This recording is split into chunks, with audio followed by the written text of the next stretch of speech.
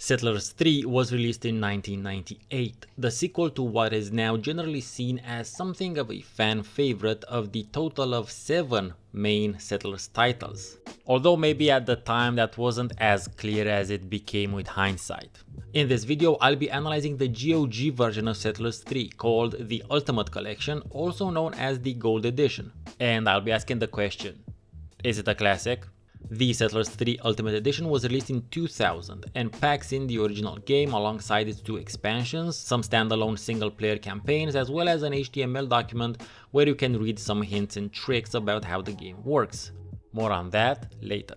So let's start with the tutorial. It takes you through a step-by-step algorithm of what you have to build, when to build it, and in which order to build it. Basically it gives you the startup build order. The art style of the buildings is rather particular. It has something special about it. Maybe it's the warm color palette used all throughout. Lots of golden yellows, orange maroons, and yellow browns feature in most of the buildings. Or maybe it's that they have this chunky blocky type design, making them look like these types of like 80s toys, you know, the really expensive large set pieces for action figures that almost no one ever had. The green of the grass and of the trees is a very vibrant one as well. I feel it has this Donkey Kong Country vibe to it. So all of these put together make for a very easily recognizable game.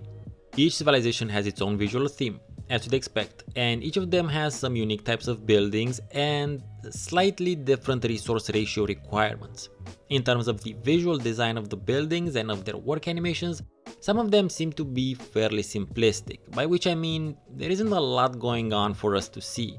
Nowhere near as convincing as those from Knights and Merchants, for instance, a very similar game released in the same year. But despite this very arguably subjective criticism, they're still pretty nice to look at. Settlers 3 is really big on allowing you to make the most out of your building locations. Whenever you want to place a building, the game will show you a network of color-coded dots in the places where you can potentially place a building. The closer the dot is to green, the quicker the building process will be because your diggers will have to do the least amount of leveling. This same sort of philosophy of giving the player a lot of information also applies to the density of minerals. However, in this case, you need to take some active steps in order to find out what types of minerals exist in the mountains, and you'll also have to wait for a bit of time for this process to happen. You do this by training specialists, in this case geologists, who can do this for you. The other types of specialists are thieves, which you can use to scout out the map without them triggering the enemy the very moment they cross their borders, and pioneers, which you can use to slowly increase your territory without having to expend resources for guard towers. One cool thing is that you can set the working area of all your production buildings, thus allowing you to use one building to collect resources from a very wide zone. And likewise, you can target certain spots that you want cleared of resources to have available real estate for new buildings. So, what's the one thing I always make it a point to talk about when it comes to city builders? The road system. Road networks. Roads. Let's talk a bit about the road network. Roads or pathways. But now onto the roads. Yeah, I cover a lot of city builders here. So roads don't matter in Settlers 3 at all. They only exist for aesthetic purposes, I guess, being auto-generated when placing buildings. Since you don't get to manually place them anymore, they also don't have any impact on the movement of goods, as opposed to Settlers 2 10th Anniversary Edition, where building and rearranging roads was one of the main gameplay mechanics.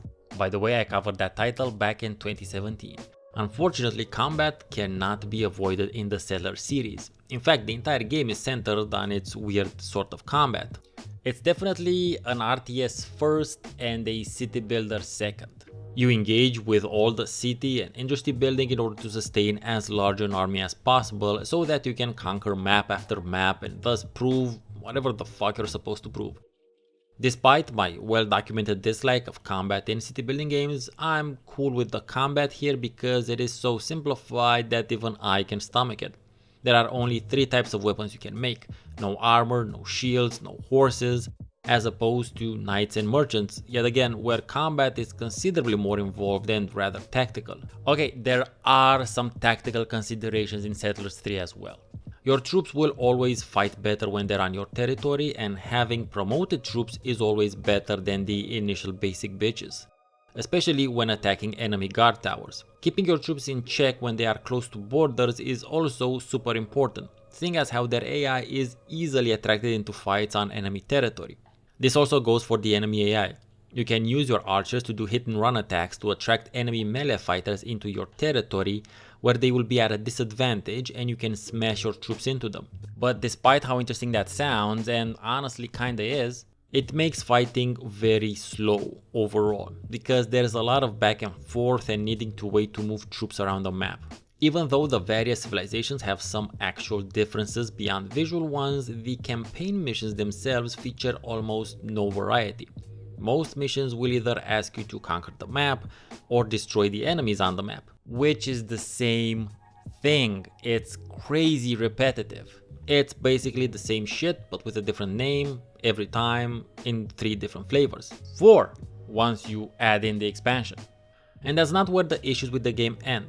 Settlers 3 suffers from a real lack of quality of life features and odd design choices, even for the time. There is no settings menu where you could change any sort of game setting.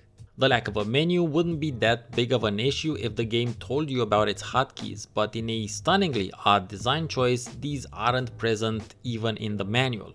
Remember when I said in my Anno 1602 review that this was still the 90s?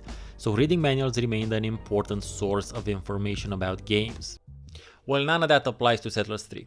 First off, the manual is illustrated in this thematic but highly annoying font. Cool thematic fonts are nice for running headers, titles, and subtitles, not the fucking body of the text. And there is no real technical information in the manual at all.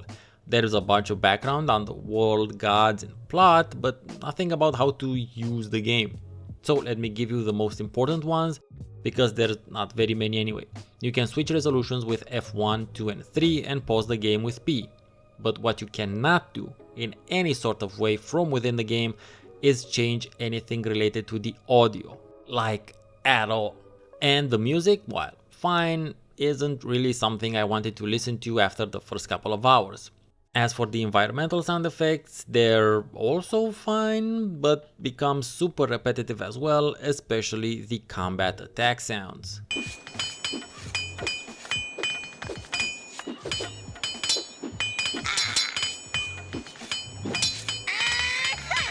Despite the basics being explained in the tutorial, there's also a bunch of slightly deeper game mechanics that are not explained, so I don't know how you were originally supposed to know how to promote your soldiers without either an internet search or accessing the tips and tricks pages that came with this version of the game. I don't know if the initial release had it. And another thing here, I once stopped my waterworks from working because a catapult, which are really slow and annoying to move in general, was stopped on the one spot where the dude went to get the water from. This is more of a quirk than anything, but if it happened to me, it most likely happened to many other people throughout the past 23 years. I'll make a separate companion tips and tricks video for Settlers 3 where I'll explain what you can do about the sound, as well as some other bits and bobs here that might have you stumped in the beginning. There's also no way to change your game speed. Things tend to move at a decent enough rate, but there will still be several short lulls throughout each mission. There is one way to skip 1 minute of gameplay into the future by pressing F12. However, this is a very risky proposition, seeing as how the game will only follow up on what your last orders are, but it will still process a full minute worth of its own decisions. So never use the time skip when engaged in combat, because you won't be able to redeploy, change directions, or tactically retreat your troops if faced with overwhelming odds. Another odd design choice is that you cannot see the cost of buildings till after you place them. This is not a big thing, because you can always cancel the building once you set it, but it's just mind-bogglingly bad design. So now cometh the question, what maketh a video game a classic? Some would say it's subjective, some would say it depends, and there's definitely something to be said about subjective classics, which is something I talk about on this series as well. But in order for a game to be an objective classic, it has to be considered to be good over a period of time, has to be remembered as such, and also it has to stand up to current day scrutiny. And I also consider that 10 years is the minimum period required for such a hindsight-based judgment to take place. In this case, it's been at least 20, so we're cool. At release, Settlers 3 generally received mixed reviews. Some people really dug it, especially those for whom this was their first Settlers title they played, while most were pretty lukewarm on it. They enjoyed the improvement in graphics over its predecessor, but since not a lot was done on the new feature side of things, and considering the repetitive campaign and dubious design decisions I mentioned as well, it did not win most of them over. The game did sell well, and it carved the community of players for it as well, but most Settlers fans still prefer the second title to this day. Does it stand up to current day gameplay standards? Kinda, but not really. The game is definitely still playable, but due to the many issues I talked about earlier, it's not as pleasant an experience as it could have been with only a few more quality of life features added to it, which again were not unheard of at the time of release. Now, I am aware that there exists a History Collection release of Settlers 3, which makes it compatible with modern resolutions and adds a bunch of sorely needed features, but that version is only available through Uplay, and in case you don't know my opinion of Ubisoft from my Anno 1503 video, fuck Ubisoft. So Settlers 3 Ultimate Collection / Gold Edition is a difficult one to gauge in terms of its classicness. So I'm handing this one down to you. Do you think Settlers 3 is an objective classic, or is it definitely a subjective one? I am looking forward to reading your arguments for what and why in the comments. If you enjoyed this video, then by all means please like it and then comment on it so as to feed the algorithm. I also cover a lot of city builders on this channel, both old and new, and that playlist should be on screen right about now. Checking out my Patreon page would also be highly appreciated if you're in a position to do so. Otherwise, I've been Steven Nonsense. Thank you very much for watching. Have a great rest of your day, and maybe you'll see me next time.